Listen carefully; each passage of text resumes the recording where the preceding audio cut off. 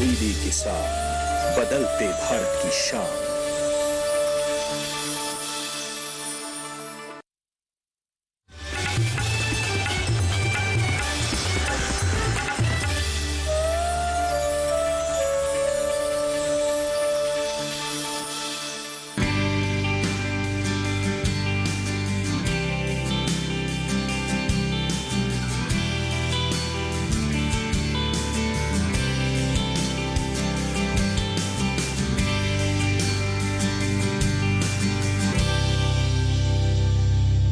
नमस्कार किसान भाइयों बहनों, दूरदर्शन किसान के खास कार्यक्रम गांव किसान में आप सभी का स्वागत। मैं हूं आपके साथ अदिति शर्मा।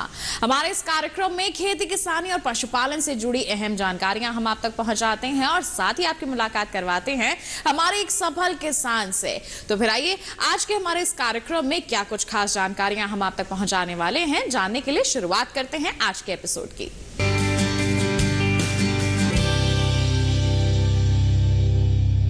किसान भाइयों बहनों, सबसे पहले आपको दिखाते हैं हमारा पहला सेगमेंट खेती किसानी, जिसमें हम आपको जानकारी देते हैं कि अगर आपको खेती किसानी अपनी उन्नत बनानी है तो किस तरह के कदम आप उठा सकते हैं। कृषि के क्षेत्र में क्या कुछ खास गतिविधियां चल रही हैं, क्या विकास के कार्य हो रहे हैं। आइए इन तमाम जानकारियों के लिए नजर डालें हमारे सेगमेंट पर।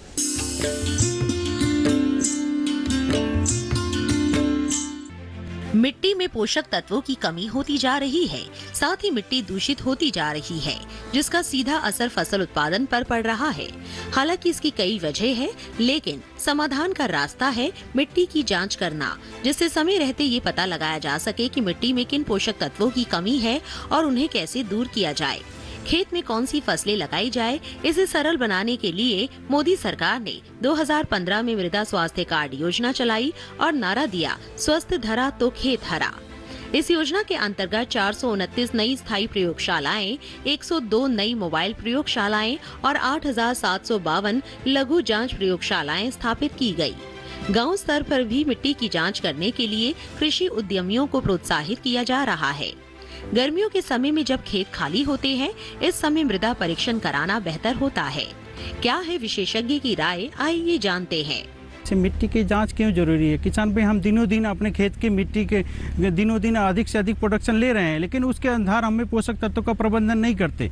तो उसके अनुसार आपका जैसे हमारा स्वास्थ्य खराब होता है तो हम डॉक्टर के पास जाते हैं, डॉक्टर बोलता है कि आपका ब्लड टेस्ट कराइए, उसके अनुसार आपका वो दवा लिखता है। इसी अनुसार किसान भाई आपकी मिट्टी में भी दिनों दिन पोषक तत्वों की कमी होती जा रही है। उसके लिए आपको सलाह है कि किसान भाई अपने मिट्टी की जांच जरूर कराएं।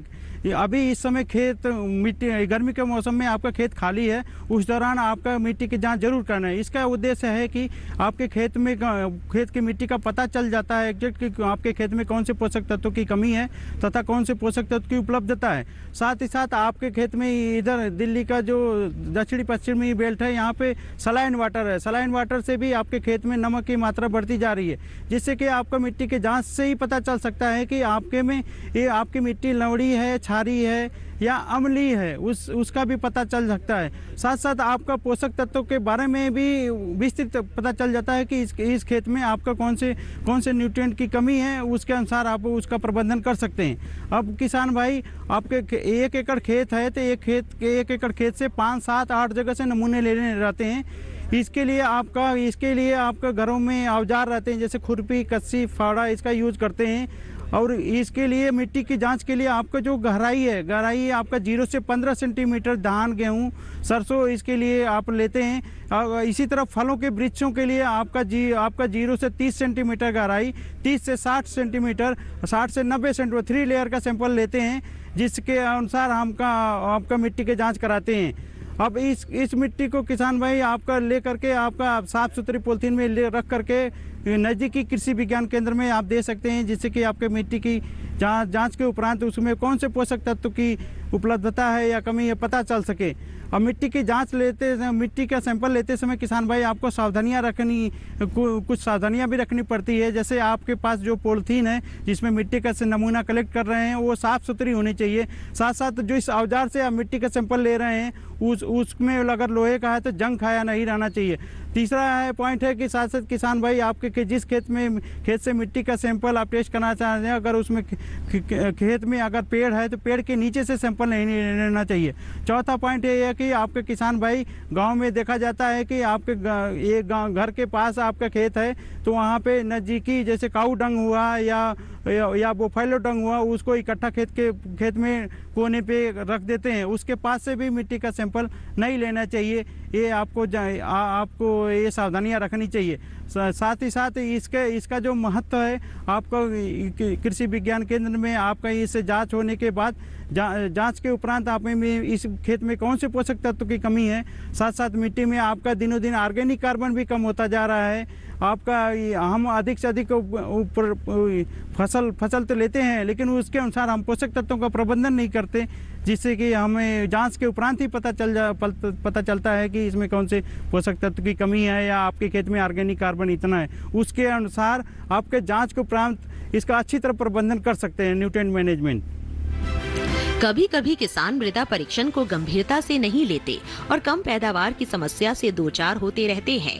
ऐसे में आइए विशेषज्ञ से जानते हैं कि क्यों जरूरी है मिट्टी की जांच। किसान भाई, आपको हम मिट्टी की जांच और उसके महत्व के बारे में बताना चाहेंगे।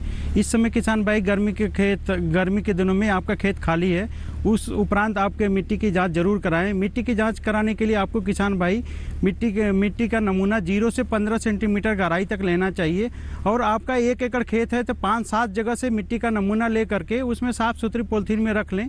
फिर उसको आपको मिट्टी का नमूना वो अच्छी तरह मिक्स करके उसमें नाम, गांव, आधार कार्ड नंबर, खसरा नंबर आदि विस्तृत जानकारी लिख करके आप नज़दीकी कृषि विज्ञान केंद्र है या यूनिवर्सिटी में आपके पास कृषि विश्वविद्यालय है वहाँ पे दे सकते हैं, जिससे कि आपका मिट्टी की जांच हो सके और उसके बाद जांच के आधार पे आपके मिट्टी का में कौन से पोषक तत्व की कमी है उसका हम प्रबंधन कर सकें। भारत सरकार द्वारा किसान भाई आपका सॉइल हेल्थ कार्ड भी बनाया जा रहा है, जिससे कि आपका सभी कृषि विज्ञान केंद्र मिट्टी की जांच निःशुल्क जांच करते हैं। उसके उपरांत आपके मिट्टी की जांच करके सॉइल हेल्थ कार्ड प्रोवाइड करते हैं, जिसमें आपका सभी फसलों का पोषक तत्व का प्रबंधन के बारे में विस्तृत जानकारी लिखी रहती है कि जिसमें आपके कौन से पोषक तत्व कितनी मात्रा में डालना है और कौन सी फसल में कितनी मात्रा में देनी है। उससे आपको किसान भाई पता चल जाता है कि आपका हमारे खेत में कौन से पोषक तत्व की कमी है। उसके अनुसार आपका सॉइल हेल्थ कार्ड के माध्यम से अपने सभी फसलों में पोषक तत्वों का प्रबंधन अच्छी प्रकार कर सकते हैं। ये तो बात हो गई कि मिट्टी की जांच क्यों जरूरी है और कैसे कराएं। इसके साथ ही आइए नजर डालते हैं इस योजना के खास पहलुओं पर। इस योजना के तहत खेतों की मिट्टी की जांच करके मृदा स्वास्थ्य कार्ड दिया जाएगा। किसानों को उनके खेतों के अनुसार फसल लगाने का सुझाव दिया जाएगा। इस कार्ड के तहत एक रिपोर्ट में होती है मिट्टी की पूरी जानकारी। मृदा स्वास्थ्य कार्ड के तहत किसानों को एक खेत के लिए हर 3 साल में एक मृदा स्वास्थ्य कार्ड दिया जाएगा। भारत सरकार ने इस योजना के तहत 568 करोड़ रुपए का बजट तय किया है। देश के सभी किसान इस योजना का लाभ उठा सकते हैं। इस तरह से मिट्टी से जुड़ी समस्याओं का समाधान निकालकर किसान अपने खेतों में भरपूर पैदावार ले सकेंगे, जिससे मिट्टी की सेहत भी बनी रहेगी और किसानों की आय भी।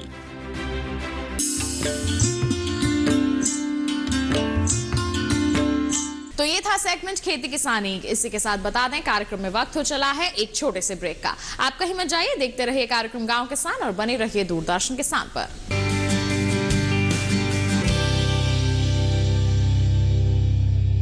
लहलहाती फसल, भरे पूरे खेत खलिहान, हर किसान का बस यही अरमान। लेकिन प्रकृति पर किसका जोर? कभी बारिश, कभी बिजली, कभी ओला, कभी सूखा, तो कभी कीट पतंग का प्रकोप कर दे नुकसान कमर तोड़। भैया खेती में तो जोखम रहता ही है, अब क्या करें? अब प्रकृति का कोनो उपाय है का? प्रकृति का तो नहीं, मगर नुकसान का उपाय है। अच्छा? हाँ, AIC से फसल बीमा। फसल बीमा? मतलब मामूली सा प्रीमियम दो और बड़ी चिंता से मुक्ति पाओ। अरे वाह! AIC से अपनी जरूरत अनुसार कोई फसल बीमा चुने, जैसे प्रधानमंत्री फसल बीमा योजना। बुआई से लेके कटाई तक प्राकृतिक आपदा से सुरक्षित रहे किसान। भरपाई हो पूरी अगर फसल का हो नुकसान, जब AIC का है साथ तो ना डर ना फिक्र की बात। Agriculture insurance company of India limited, AIC।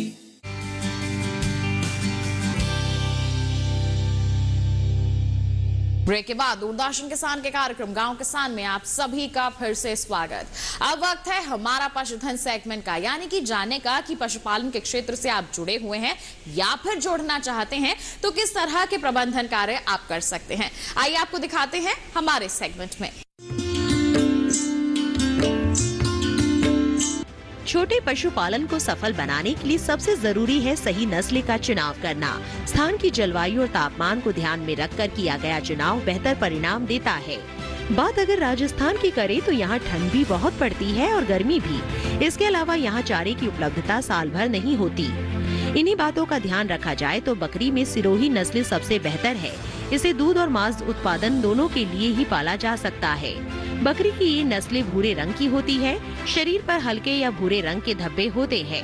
प्रौढ़ नर बकरी का भार 50 किलो और प्रौढ़ बकरी का भार 40 किलो तक। 10 माह में ही बच्चे का वजन 20 किलो तक हो जाता है। सिरोही नस्ल की जो ब्रीड है वो राजस्थान के क्लाइमेट के हिसाब से, उसके अलावा दूध में भी ये ठीक है और मटन पर्पज से भी ठीक है। तो कुल मिला के दोनों चीज़ों में इसका लाभ है। और इसकी ग्रोथ भी जैसे ही बच्चा तीसरे चौथे 5वें महीने का और 10 महीने का होते होते तो इसका काफ़ी 20-22 किलो वजन बढ़ जाता है। तो किसान भाइयों, मेरा ये कहना है कि आप सिरोही नस्ल की बकरी है पालना चाहो तो वो मैं अच्छी मानूंगा, क्योंकि मैं इस पे काम कर रहा हूँ, पाल रहा हूँ। वहीं बात करें भेड़ की तो इसके लिए सुरेंद्र अवाना का क्या सुझाव है, आइए जानते हैं। क्योंकि अवाना जी ऐसे पशुपालक हैं जिन्होंने एक भेड़ से एक बार में 4 बच्चे तक लिए हैं। किसान भेड़ है CSWRI अविका नगर से मैं 5 बड़ी फीमेल और 1 मेल और 3-3 महीने के 5 बच्चे इस तरह से लाया था। और जैसा वहाँ के वैज्ञानिकों ने मुझे बताया उस हिसाब से वैज्ञानिकों को बात मान के और मैंने उस पर काम किया। और उन्होंने ये बताया कि हमने 3 स्टेट की ब्रीड को, बंगाल वाली, गुजरात वाली और हमारे अविका नगर वाली, इन तीनों को क्रॉस करके 10 साल तक रिसर्च किया और इन्होंने ऐसी नस्ल तैयार की जो 3 से 4 बच्चे ला रही है। तो मैं वहाँ से ये परचेज करके लाया। वैज्ञानिकों ने कहा इसको 200 ग्राम दाना ज़रूर 24 घंटे में देना। मैंने उनकी बात मानी और आप वंडर करोगे कि मेरी पहली जो भेड़ ब्याई वो 3 बच्चे लाई, दूसरी 2 और तीसरी 4 बच्चे लाई। पशुपालन में सबसे अहम होता है पशु का आहार। भेड़ बकरियों से अच्छा उत्पादन मिले, इसके लिए आहार पर ध्यान देना चाहिए। जहाँ तक संभव हो तो पशु का 50% आहार चराई से पूरा किया जा सकता है। बाकी 50% के लिए 200 ग्राम दाना और बाकी आहार से पूरा किया जा सकता है। अगर आपके आसपास ओपन ग्रेजिंग की जगह है थोड़ी बहुत तो 50% चारा वहाँ आप चराइए, चाहे सवाई चक हो या फॉरेस्ट एरिया हो या दूसरी और गोचर भूमि हो, तो उसके अंदर आप चराइए। उनकी झाड़ियाँ हैं वही मुख्य रूप से खाना है। तो 50% आपके चारे की बचत हो जाएगी। 50% आप अपने जो बाड़ा है उसके अंदर उनको लूंग है, पाला है, इस तरह की और ग्रीन फोडर जो भी आपके पास है, नीम है, बबूल है, खेजड़ी है, इस तरह का ये इनका प्रिय भोजन है। कांटेदार झाड़ियाँ सबसे प्रिय है। तो 50% आपकी बचत होगी, 50% वहाँ दे दिए।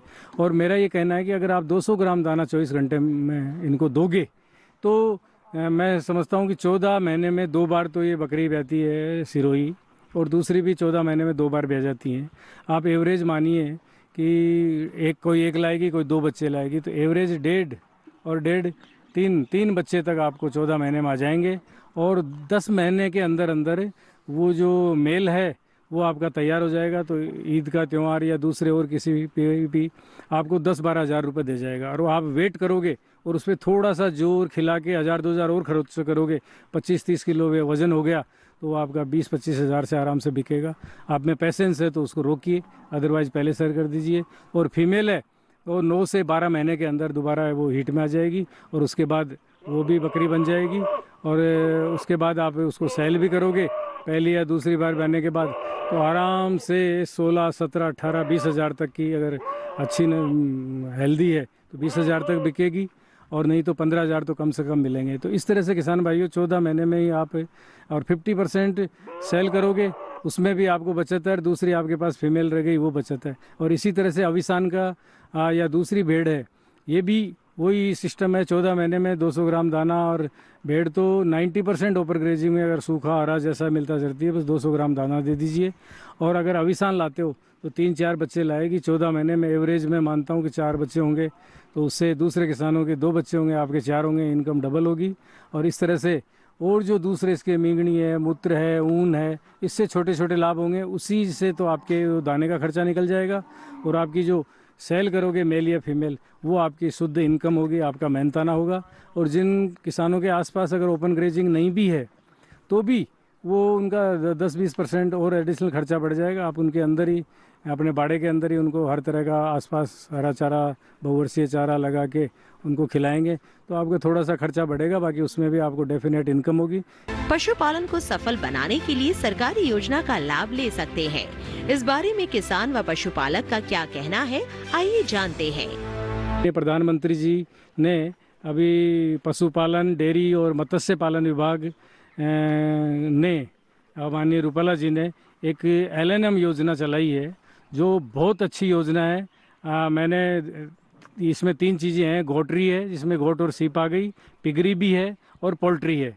जिस किसान भाइयों को जो अच्छी लगे वो उसमें अप्लाई करिए ऑनलाइन। आपका 2 महीने फिजिकल वेरिफिकेशन हो जाएगा, और उसके बाद ऑनलाइन आपको ये 1 से 1.5 करोड़ तक का प्रोजेक्ट है, और 50% इसमें सब्सिडी है। तो मेरा ये मानना है कि भारत सरकार इतनी अच्छी मदद कर रही है। प्रधानमंत्री जी हमारी इनकम डबल करना चाह रहे हैं। इस योजना में अप्लाई करके आप LNM योजना में तीनों में से जो भी अच्छी लगे वो योजना में अप्लाई करिए, और इन योजनाओं का लाभ उठाइए। आपकी इनकम भी डबल होगी, सब्सिडी का भी फायदा लीजिए। अब कार्यक्रम में वक्त हो चला है पशुपालक कैलेंडर पर नजर डालने का। तो क्या कहता है इस माह का पशुपालक कैलेंडर, आइए जानें। सितंबर माह में वातावरण के तापमान में उतार चढ़ाव से पशुओं को सुरक्षा दें। पशुओं को दिन के समय धूप से बचाने व पीने के पानी की समुचित व्यवस्था करें, और रात के समय ठंड से बचाने के लिए पशु को शेड के नीचे बांधें। बारिश के मौसम में पशुशाला में जल निकासी की उचित व्यवस्था करें, जिससे संभावित बीमारियों पर काबू पाया जा सके। इस समय बाड़े की साफ सफाई का विशेष ध्यान रखें। समय समय पर फर्श व दीवारों पर चूने के घोल का छिड़काव करें। बाड़े के आसपास गंदा पानी रुकने न दें, जिससे रक्त परजीवी जैसे थाइलेरिया, ट्रिपेनोसोमा, बवेसिया पर अंकुश लगाया जा सके। ये परजीवी मच्छर, कीट व चिंचड़ के द्वारा फैलते हैं। पशु को परजीवी नाशक दवा का घोल अवश्य पिलाएं। पशु चिकित्सालय में जाकर गोबर की जांच अवश्य करवाएं, और मेमनों को इंटेरोटॉक्सिमिया रोग का टीका लगवाएं। नमी जनित रोगों की रोकथाम के साथ साथ गला घोटू और लंगड़ा बुखार के नियंत्रण के लिए पशु को टीके लगवाएं। रोग के लक्षण दिखाई देने पर चिकित्सक से संपर्क करें। इस मौसम में मिलने वाला हरा चारा पशु को सीधे ना दें, इससे अफारा हो सकता है। चारा देते समय उसमें सूखा चारा व दाना भी मिलाएं। साथ ही पशु को बाहर चरने ना भेजें। इस समय चारे की अधिकता का लाभ उठाएं और हरे चारे से साइलेज बनाएं, जो विपरीत मौसम में काम आएगा। तो ये था सेगमेंट हमारा पशुधन। बता दें इसी के साथ कार्यक्रम में वक्त हो चला है एक और छोटे से ब्रेक का। आप कहीं मत जाइए, हम जल्द ही हाजिर होंगे। बने रहिए दूरदर्शन किसान पर, देखते रहिए कार्यक्रम गांव किसान।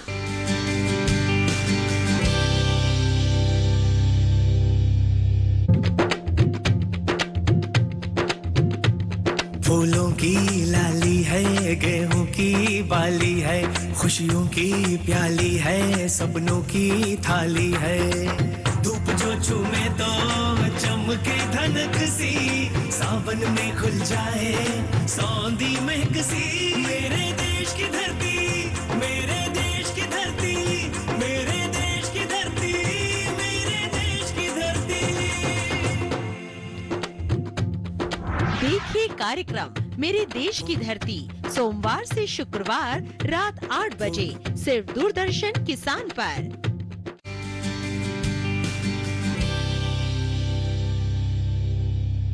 ब्रेक के बाद दूरदर्शन किसान के कार्यक्रम गांव किसान में आप सभी का फिर से स्वागत।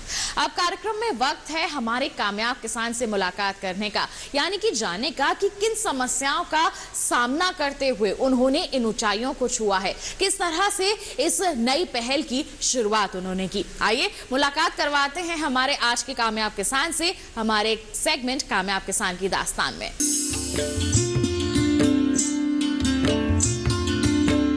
राजस्थान का सीकर जिला अपनी खूबसूरती संस्कृति के लिए तो जाना ही जाता है, साथ ही जाना जाता है यहाँ के प्रगतिशील किसानों के लिए, जो यहाँ की धरती को संवारने के लिए नए नए प्रयोग कर रहे हैं। सीमित संसाधन के बावजूद यहाँ के किसान खेती से अच्छा खासा मुनाफा कमा रहे हैं।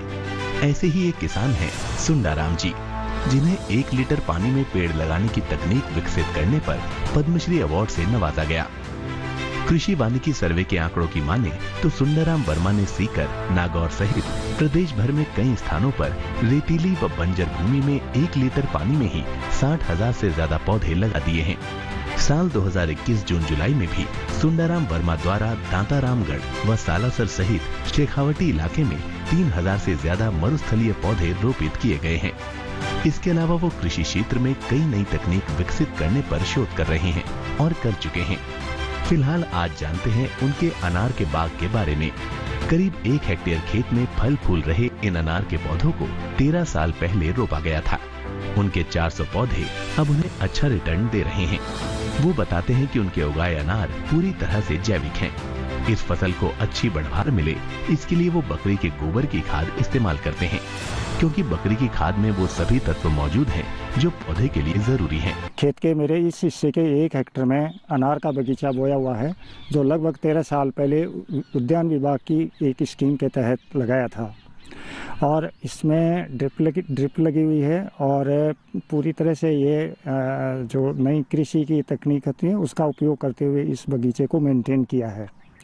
इस बगीचे में मैं सिर्फ और सिर्फ देसी खाद के रूप में भेड़ बकरियों की मींगनी का उपयोग करता हूं, और उससे क्या होता है कि जो पोषक तत्वों की जो पूर्ति है वो पूरी तरह से इसी खाद से हो जाती है। आमतौर पर एक फसल ली जाती है, लेकिन इस खाद का उपयोग करने से आप देख रहे हैं कि फल पक भी रहे हैं, फल अध पके भी हैं और फल नए भी लग रहे हैं और कुछ फूल भी चालू है।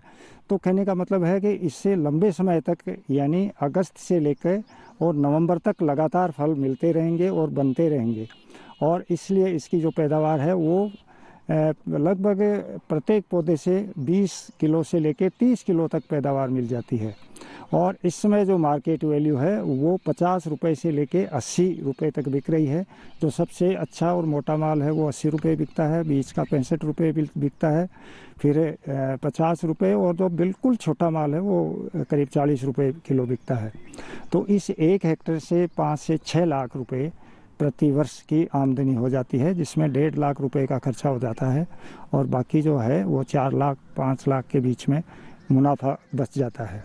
इन 400 पौधों से सुंदराम जी को प्रति पौधा लगभग 20 से 30 किलो फल मिल जाते हैं और इस तरह से सालाना 5 से 6 लाख की आय हो जाती है।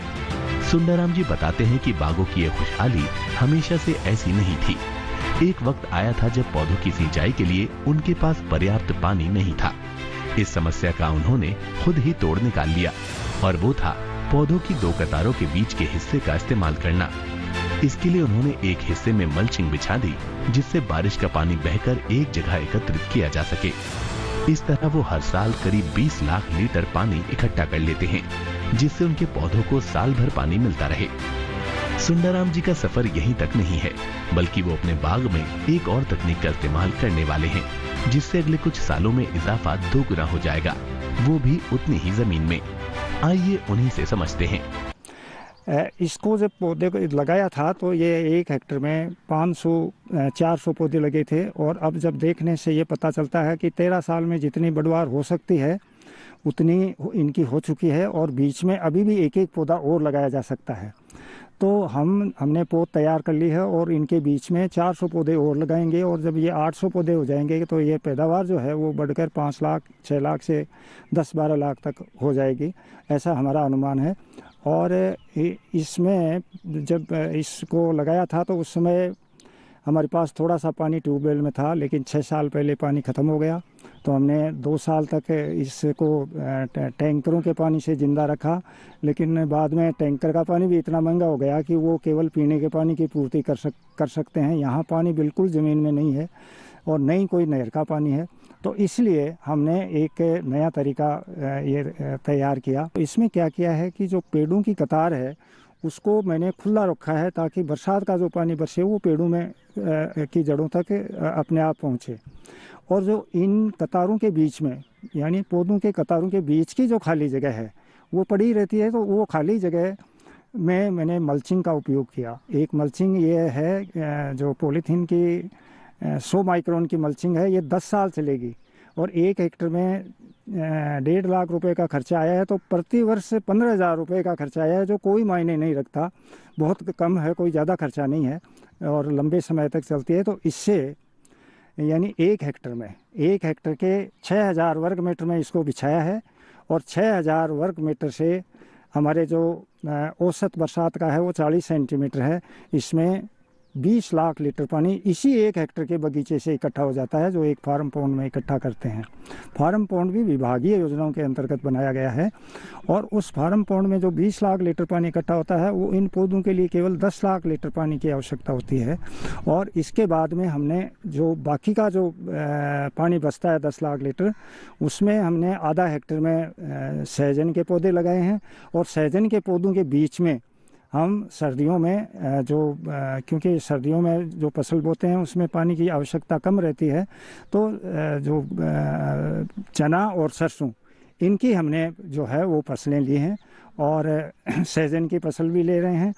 तो कहने का मतलब ये है कि हम अगर खेत की योजना बनाएं तो खेत का ही पानी होगा, खेत की ही फसलें होंगी और उस खेत में बाहर से कोई पानी की आवश्यकता नहीं होगी।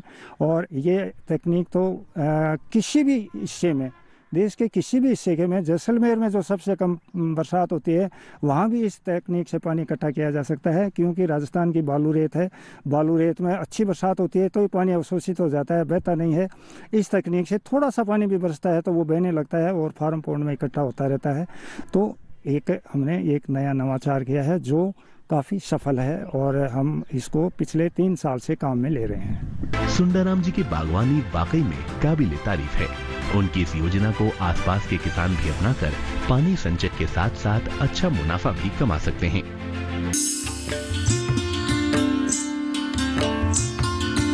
तो ये था सेगमेंट कामयाब किसान की दास्तान और हम उम्मीद करते हैं कि आज के हमारे सफल किसान से मिलकर आप भी उनसे जरूर प्रेरित हुए होंगे।